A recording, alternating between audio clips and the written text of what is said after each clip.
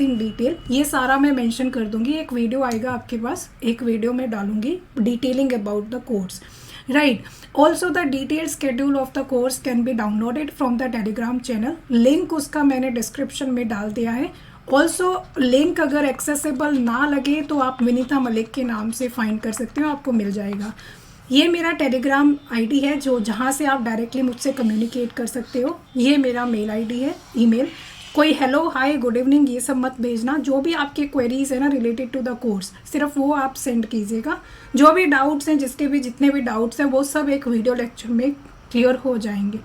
चलिए शुरू करते हैं। So basically this is our third lecture for foundation course on maths optional. कल लेक्चर नहीं हो पाया था because of some reasons. Actually I was away from home और घर आती तो डिले हो जाता लेक्चर। तो अभी हम लोग आगे कंटिन्यू करते हैं। This is our third session. Second session में हमने बात की थी कुछ चीज़ों के बारे में, जैसे फॉर इंस्टांस आपने linear dependence of the vectors पढ़ा था, linear dependence was done, linear independence was done. अभी आपको सिर्फ इनके बेसिक्स पढ़ने हैं। इनके जो डिटेल्स है ना आगे फर्दर, वो आपका लीनियर अलजेब्रा का पार्ट है, वो हम कवर करेंगे ड्यूरिंग अवर सिलेबस। आगे जो नेक्स्ट टॉपिक है that is basically dot product and cross product. Dot product आज हम पढ़ लेते हैं क्विकली, डॉट प्रोडक्ट और उसकी प्रॉपर्टीज़ क्या क्या होती हैं। So let's suppose there are two vectors, there is vector A and there is vector B, and let's say theta is the angle between A and B.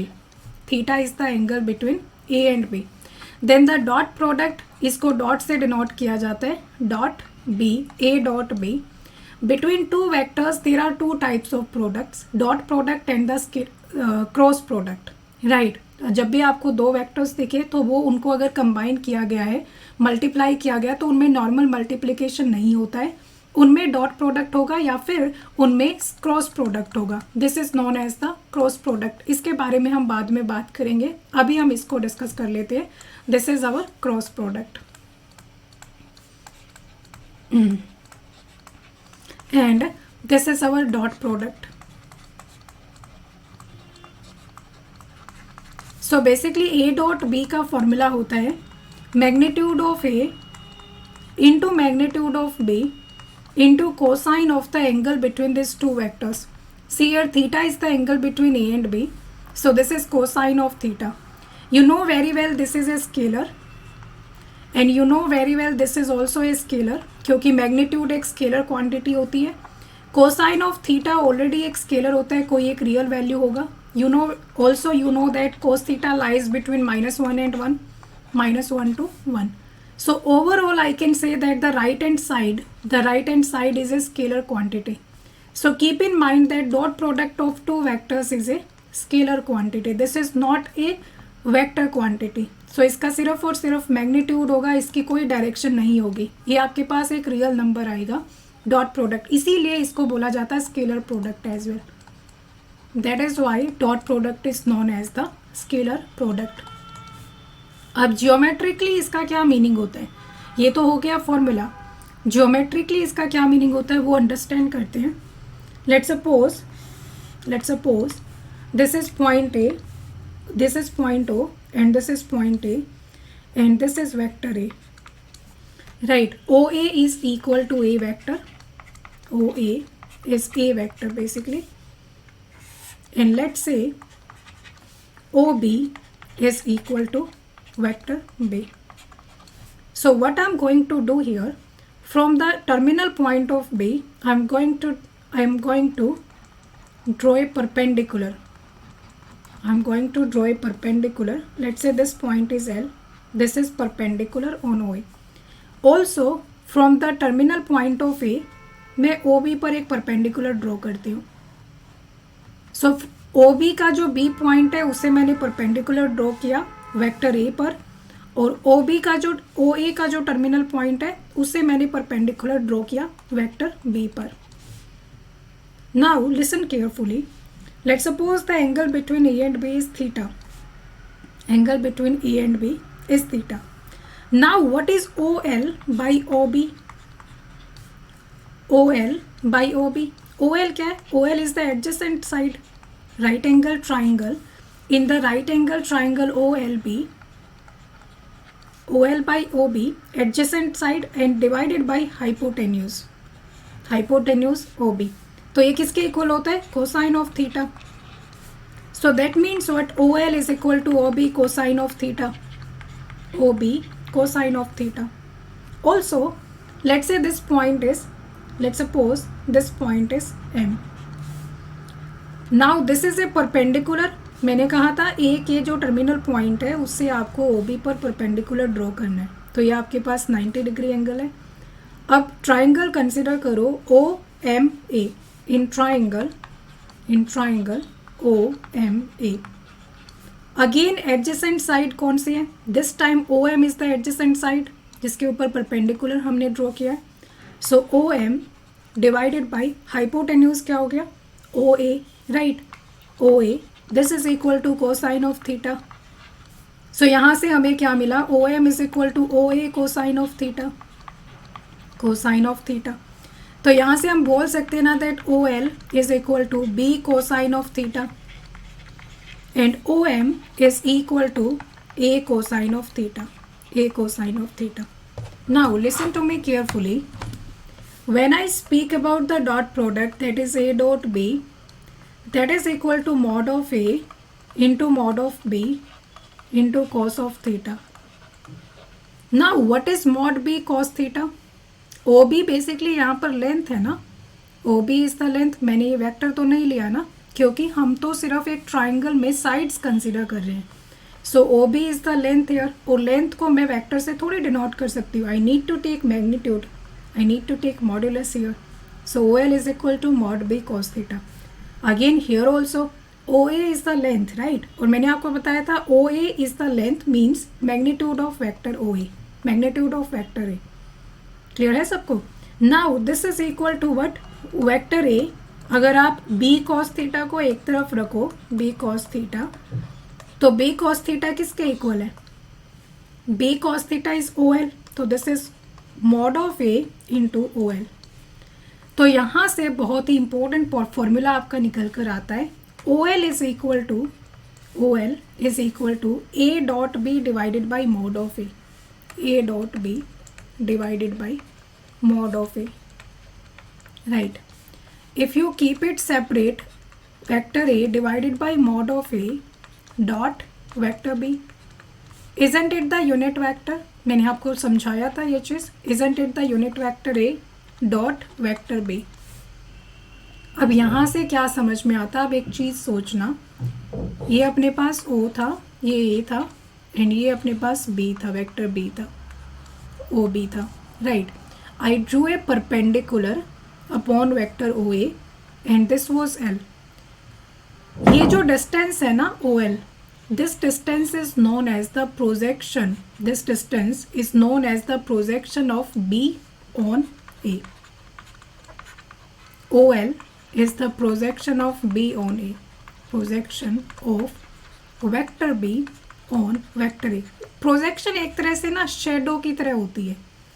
जैसे ये आपके पास एक वेक्टर है, मुझे इस वेक्टर की प्रोजेक्शन चाहिए. ये वेक्टर A है ना, ये वेक्टर B है, मुझे इस वेक्टर B की वेक्टर A पर प्रोजेक्शन चाहिए. तो आप क्या करोगे? B से ना परपेंडिकुलर ड्रॉ कर दो वेक्टर A पर. B से परपेंडिकुलर ड्रॉ करो वेक्टर A पर. तो जो इनिशियल पॉइंट से वो परपेंडिकुलर, जो फुट ऑफ परपेंडिकुलर है ना, L is the foot of perpendicular. जो डिस्टेंस है ना from the initial point to the foot of perpendicular, this distance OL is known as the shadow of B on A या फिर projection of B on A, right. Similarly अगर आपको A की projection B पर चाहिए है, तो अगर आपको A की projection B पर चाहिए तो उसका क्या होता है? This is our vector A and this is our vector B. So if you need projection of vector A on vector B, तो आप क्या करोगे? वेक्टर A से परपेंडिकुलर ड्रॉ करोगे वेक्टर B पर. तो ये मैंने परपेंडिकुलर ड्रॉ किया. Now the distance from the initial point to this foot of perpendicular is known as the this distance is known as the projection of A on B. So projection निकालने का तरीका होता है, जिस भी side का दूसरी साइड पर प्रोजेक्शन आपको निकालना है तो उस साइड से परपेंडिकुलर ड्रॉ करो जिस पर प्रोजेक्शन निकालना है. और प्रोजेक्शन का फॉर्मूला क्या होगा, जैसे O L is the projection of A on B ना, projection of B on A, projection of vector B on vector A. यहाँ पर इस डायग्राम में देखो O L is the projection of vector B on vector A. Projection का formula होता है जिस वेक्टर के ऊपर प्रोजेक्शन होती है, जैसे यहाँ पर ए पर प्रोजेक्शन है ना, तो ए का यूनिट वेक्टर लिया जाएगा और जिसका प्रोजेक्शन निकालना है उसके साथ उस वेक्टर के साथ डॉट प्रोडक्ट हो जाएगा। Again I am repeating it, जिसके ऊपर जिस वेक्टर पर प्रोजेक्शन निकालनी है, यहाँ पर ए पर प्रोजेक्शन निकालनी है ना, तो ए का यूनिट वेक्टर होगा और जिसका प्रोजेक्शन निकालना है मतलब बी का प्रोजेक्शन निकालना है तो बी से परपेंडिकुलर ड्रॉ किया गया तो वेक्टर बी डॉट प्रोडक्ट के साथ होगा। अब सिमिलरली यहाँ पर आओ, ये जो ओ एम है ना, O M, what is O M here, O M is the projection of A on B, because हमने ए से परपेंडिकुलर ड्रॉ किया वेक्टर बी पर, तो जो इनिशियल पॉइंट है दैट इज ओ से जो फुट ऑफ परपेंडिकुलर है उस तक की जो डिस्टेंस है वो क्या होगी, प्रोजेक्शन होगी। तो projection of A on B का फॉर्मूला क्या हो जाएगा, project O M is equal to the projection of A on B, projection of A vector A on vector B. तो फॉर्मूला क्या हो जाएगा, जिस पर प्रोजेक्शन निकालना है उसका यूनिट वेक्टर, बी का यूनिट वेक्टर डॉट जिसका प्रोजेक्शन निकालना है वो vector as it is, so B dot A. समझ आई मेरी बात। तो अब यहाँ पर आते हैं, तो अपने पास ओ एल किसके इक्वल आ गया, A dot B vector A dot vector B divided by magnitude of A. तो इसका मतलब ए डॉट बी किसके इक्वल हो गया, O L into magnitude of A. तो ध्यान रखना, डॉट प्रोडक्ट अगर आपसे कोई पूछे कि ज्योमेट्रिकली डॉट प्रोडक्ट का क्या मीनिंग होता है, तो आप ये बोलोगे geometrically the dot product is equal to projection of B on A, projection of vector B on vector A जो कि ओ एल है, उसका मल्टीप्लाई किया जाना मैग्नीट्यूड ऑफ ए से, जिस वेक्टर पर प्रोजेक्शन होती है उससे। Similarly can I write A dot B as, A dot B is equal to O M into vector B, बिल्कुल, because O M is the projection of A on B, projection of A on B vector A on vector B. अब जिस पर projection है, B पर projection है ना, उसके magnitude से मल्टीप्लाई कर देना।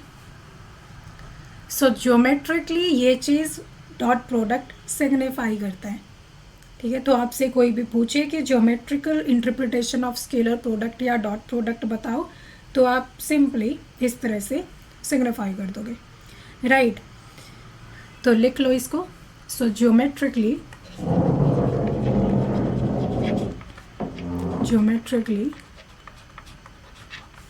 the scalar product of two vectors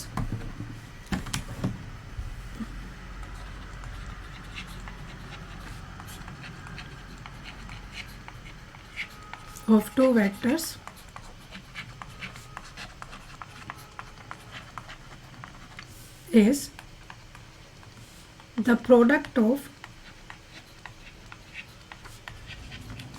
modulus of a vector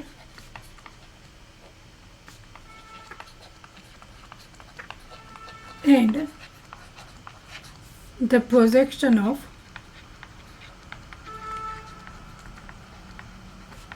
the other one, projection of the other vector on that vector, ठीक है। So I can write A dot B as, जब आप ए का modulus लोगे, right, तो projection क्या आएगी, projection of B on A, projection of B on A. ये चीज़ आपको ध्यान रखनी है, जिसके ऊपर प्रोजेक्शन फाइंड कर रहे हो ना, उसका मैग्नीट्यूड से मल्टीप्लाई होगा। तो यहाँ से आपके पास फॉर्मूला निकल कर आता है प्रोजेक्शन ऑफ बी ऑन ए, तो जैसे मैंने बताया इज सिंपली इक्वल टू जिस पर प्रोजेक्शन है उसका यूनिट वेक्टर डॉट प्रोडक्ट जिसका प्रोजेक्शन है उसको एज इट इज़, उसका यूनिट वेक्टर नहीं लेना है आपको, कभी आप मिस्टेक कर दो। तो दिस इज यूनिट वेक्टर की डेफिनेशन क्या होती है, यूनिट वेक्टर की डेफिनेशन होती है vector A divided by mod of A dot vector B. Also A dot B can be written as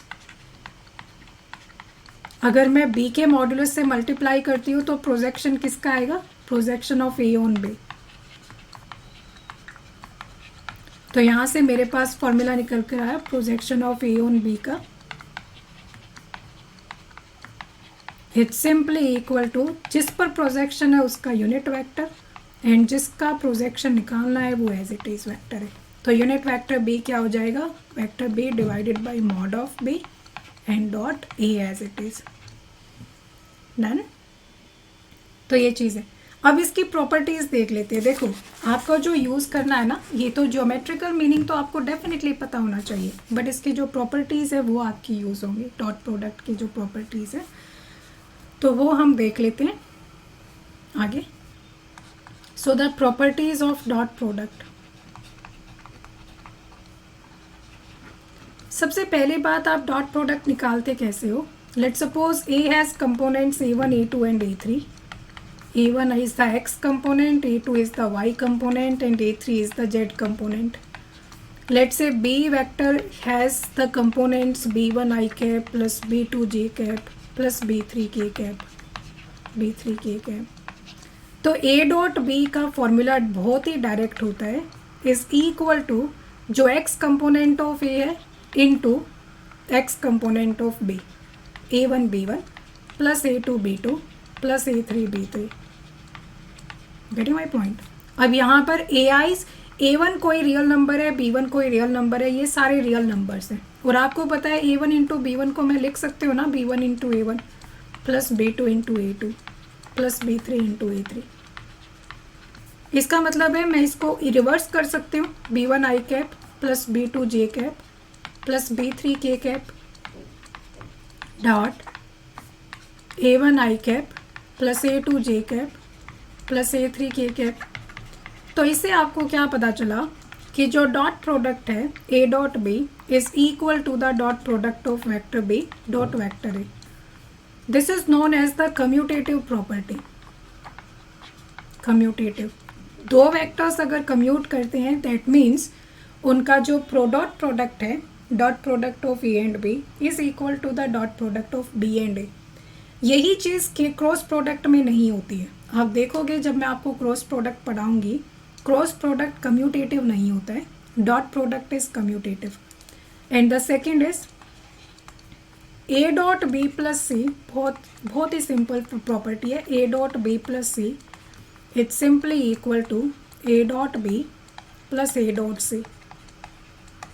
चाहे आप बी और सी को ऐड करके डॉट प्रोडक्ट करो ए से, या फिर आप इंडिविजुअली डॉट प्रोडक्ट करके ऐड करो, तो दोनों का जो रिजल्ट होगा वो सेम होगा। आप ऐसा करना, वेरीफाई करना। ए और बी आपके पास ये वेक्टर्स हैं, सी को ले लो, C is equal to c1 i cap plus c2 j cap plus c3 k। This is very very simple, c3 k cap. Third and the important property is A dot B zero होने का मतलब क्या समझते हो। If A dot B are equal to zero, तो that means what, mod of vector A mod of vector B into cosine of theta is equal to zero. If I am considering A and B to be non zero vectors, क्योंकि यहाँ पर एक possibility ये भी तो है ना कि अगर वेक्टर ए ज़ीरो वेक्टर हुआ तो भी उनका डॉट प्रोडक्ट ज़ीरो होगा, और अगर वेक्टर बी ज़ीरो वेक्टर हुआ तो भी डॉट प्रोडक्ट ज़ीरो होगा। But if I'm considering A and B are non-zero, if A and B are non-zero vectors, तो A और B अगर non-zero vectors है तो उनके मॉड्यूलस जीरो होंगे क्या, नहीं होंगे। तो इसका मतलब cos थीटा को ज़ीरो होना पड़ेगा ना। So it implies cosine of theta is equal to zero. And cosine of theta zero होने का मतलब क्या है, theta is equal to 90 degree. So remember one thing, that the dot product of two vectors is zero if both the vectors are perpendicular to each other. If the theta, मतलब theta between them is 90 degree, the angle between them is 90. So it implies A dot B is equal to 0 if and only if A is perpendicular to B. So this is our third property. The fourth property is A dot A is equal to, आप निकाल लो चाहे ए dot ए क्या होगा, isn't it a1 i cap plus a2 j cap plus a3 k cap. and the dot product with a1 I cap plus a2 j cap plus a3 k cap plus a3 k cap. So ये कैसे फॉर्मूले से इसको open करो. Isn't it a1 into a1 plus a2 into a2 plus a3 into a3 and that is equal to a1 square plus a2 square plus a3 square. Isn't it under root a1 square plus a2 square plus a3 square का whole square. और ये क्या होता है? Isn't it the modulus of A? Isn't it the magnitude of A square? बिल्कुल. So हमेशा याद रखना A dot A is equal to magnitude of A square. और यही रीज़न है जब आप आई वेक्टर लेते हो, vector I is in the direction of X, vector I is also in the same direction. So I dot I क्या हो जाएगा? Magnitude of I, magnitude of vector I into magnitude of vector I into cosine of. एक चीज़ इससे भी understand की जा सकती थी, A dot A simply equal to mod of A into mod of A into cosine of. अब theta क्या होगा यहाँ पर? दोनों सेम वेक्टर्स हैं तो थीटा क्या होगा? 0, राइट. तो आंसर क्या आया? cos 0 is 1. तो आंसर सिंपली क्या? A square, vector A modulus square. Similarly I dot I जब आप करोगे तो एंगल 0 डिग्री. तो this is equal to mod of I cap square and I cap is a unit vector. तो answer क्या आएगा? 1 आएगा. तो ध्यान रखना I dot I is 1, J dot J is also 1 and K dot K is also 1. But आपको ये पता है कि ये मेरे पास आई कैप है, ये मेरे पास जे कैप है, right. This is X axis, this is Y axis, right. तो दोनों के बीच एंगल कितना है? 90 डिग्री. सिमिलरली जो जेड एक्सिस होगा वो भी परपेंडिकुलर होगा. तो एक चीज़ ये याद रखना, I dot J cap will be equal to 0 and I dot K cap is also equal to 0 and J dot K cap is also equal to 0. और यही रीज़न है कि जब हम इन दोनों का डॉट प्रोडक्ट निकालते हैं ना, जो फॉर्मूला जब हमने डिराइव किया, तो जब हम फॉर्मूले से इसको डिराइव करते हैं तो वैसे तो नॉर्मल मल्टीप्लिकेशन होता है, जैसे a1 into b1 I cap dot I cap, a2 into b2 J cap dot J cap. लेकिन जो रेस्ट ऑफ द टर्म्स है ना वो 0 हो जाती हैं. जैसे a1 आई कैप जब b2 जे कैप से मल्टीप्लाई होगा तो that will be a1 b2 I cap dot J cap, तो वो 0 हो जाएगा. तो इसलिए हमारा फॉर्मूला सिर्फ और सिर्फ इतना बचता है. Understood each and every one of you. तो ये चीज़ इसमें, this is another property. The fifth property is, अगर आप किसी स्केलर से डॉट प्रोडक्ट को मल्टीप्लाई करते हो तो ये स्केलर कहीं भी शिफ्ट हो सकता है. इसको ऐसे याद करो, जब हम वेक्टर आइडेंटिटी सीखेंगे ना तो we will frequently use this. जब आप किसी डॉट प्रोडक्ट में स्केलर इंट्रोड्यूस करते हो तो ये हमेशा, अगर ये ए के साथ भी आता है तो भी मेरा डॉट प्रोडक्ट सेम होगा, अगर ये बी के साथ भी शिफ्ट होता है तो भी मेरा डॉट प्रोडक्ट जो है वो सेम होगा, या फिर पहले डॉट प्रोडक्ट बाद में स्केलर से मल्टीप्लाई करोगे तो भी सेम होगा. यू नो वेरी वेल, ये आपके पास कोई एक स्केलर क्वांटिटी ही है, तो इसमें कोई भी रिजल्ट में चेंज नहीं आएगा. Then the sixth property is, जब आपको किन्हीं दो वेक्टर्स का a plus B, vector a plus vector b का स्क्वायर फाइंड करना होता है, this is equal to vector a square plus vector b square. And one more thing, यहाँ पर यूजुअली तो हम लोग क्या करते हैं, यूजुअली तो जैसे मैं आपसे पूछूँ a plus B square find करूँ तो आप क्या बोलोगे? a square plus B square plus 2ab. But यहाँ पर a और b वेक्टर्स हैं तो वेक्टर्स के बीच नॉर्मल मल्टीप्लिकेशन नहीं हो सकता, आई टोल्ड यू. तो यहाँ पर क्या होता है? डॉट प्रोडक्ट होता है, vector a dot vector b. Keep in mind.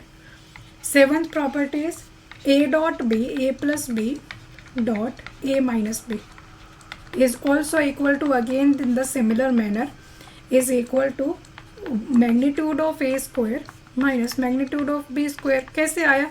Because यहाँ पर भी डॉट प्रोडक्ट होगा, vector A dot vector A minus vector B dot vector B. तो इस तरह से तो ये आपके पास ये रिजल्ट आ जाएगा. एट्थ प्रॉपर्टी, अब ए डॉट बी 0 होने का मतलब क्या होता है? It implies A is perpendicular to B. Clear है ना? एंड ए डॉट बी अगर ग्रेटर देन 0 है तो इसका मतलब क्या है? Mod of A into mod of B into cosine of theta is greater than 0 and magnitude is always positive. Magnitude of A is always positive, क्योंकि अंदर हम लोग स्क्वायर कर रहे हैं ना, a1 square plus a2 square plus a3 square. So ये सारी टर्म्स पॉजिटिव हैं, अंडर रूट करोगे पॉजिटिव आएगा। Magnitude mod is always positive number, right, mod जो होता है। तो ये पॉजिटिव, तो यहाँ से कॉस थीटा पॉजिटिव हो जाएगा ना, cos theta is greater than 0। And cos theta greater than 0 कौन से क्वाड्रेंट में होता है? Cos theta is greater than 0। तो इसका मतलब ए और बी किस एंगल पर इंक्लाइंड है? 0 to 90 के बीच में first quadrant. So it implies theta is N acute angle, theta is an acute angle. Similarly, if a dot b is less than 0, तो again वही वाली justification, this is mod a mod b, cosine of theta is less than 0. This means what? ये positive, तो इसका मतलब cos theta will be less than 0 ना, and cos theta अगर less than 0, that means what? Theta is an obtuse angle, second quadrant, 90 से बड़ा है, right, obtuse angle. Am I clear enough? सबको समझ आया? तो theta is an obtuse angle.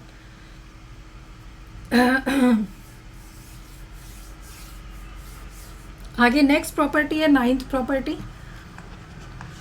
अब यहाँ से अगर आपको मान लो कि डॉट प्रोडक्ट गिवन है, आपको थीटा फाइंड करना है, तो कैसे करोगे? यू नो कि A dot B is equal to mod of A into mod of B into cosine of theta. You are supposed to find cos theta ना, तो cos theta will be equal to a dot b divided by mod a mod b. And what is a dot b? a1 b1 plus a2 b2 plus a3 b3 plus a3 b3. And mod of a is a1 square plus a2 square plus a3 square. And mod of b is b1 square plus b2 square plus b3 square. So this is the formula to find the theta. Theta will be equal to cos inverse of this particular quantity. ये यहाँ पर लिख दो। Done. सो ये आपके पास एक property है।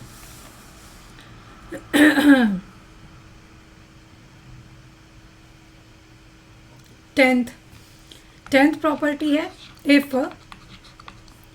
r dot a vector r dot vector a is equal to 0 for some non-zero vector a,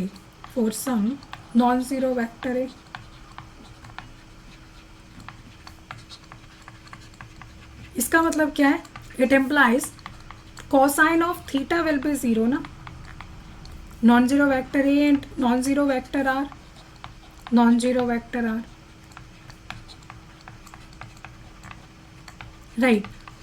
सो इसका मतलब क्या है? Theta is equal to 90 degree, theta cos theta will be 0 ना, तो थीटा इज इक्वल, इसका मतलब क्या है? R is perpendicular to A, vector R is perpendicular to vector A. एक और चीज, and also R dot B is equal to 0, तो इसका मतलब क्या? R is perpendicular to vector B. तो अगर कोई वेक्टर किन्हीं दो वेक्टर्स के परपेंडिकुलर, दैट मीन्स व्हाट? आप क्या समझते हो? कुछ ऐसा सा सिनारियो है, this is vector R and this is let's say vector A, perpendicular है, ऑल्सो इट इज